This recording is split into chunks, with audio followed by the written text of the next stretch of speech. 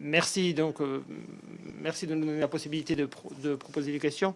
Alors, le Zimbabwe n'a jamais organisé d'élection donc sans le président Mugabe depuis la fin de l'ère coloniale. C'est ce qui va arriver donc le 30 juillet. Je voudrais savoir si vous avez un message à transmettre au peuple du Zimbabwe. Et ensuite, pour ce qui est de la RDC, je crois que vous avez envisagé je crois qu'une visite qui était prévue par vous et avec le président de l'Union africaine avec M. Faké a été remise à plus tard.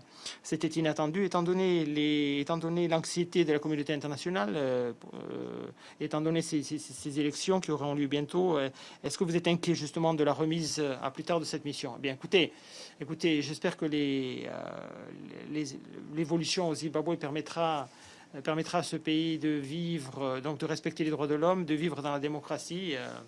Et de remettre en place ou de relancer un processus de développement. Je crois que les ressources de ce pays, la capacité des Zimbabwéens le justifient. J'espère que les choses vont aller dans la bonne direction. Nous sommes en contact avec l'Union africaine et la SADC pour ce qui est de la situation dans ce pays. Sachez-le. Pour ce qui est de la RDC, alors nous venons de recevoir confirmation du fait que notre visite aura lieu et sera la bienvenue dans un avenir proche. Et la raison qui a été invoquée pour justifier donc ce retard a été la suivante.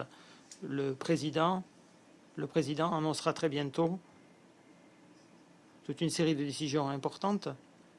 Et le président ne veut pas nous donner l'impression qu'il le fait parce qu'il est soumis à une pression de la communauté internationale.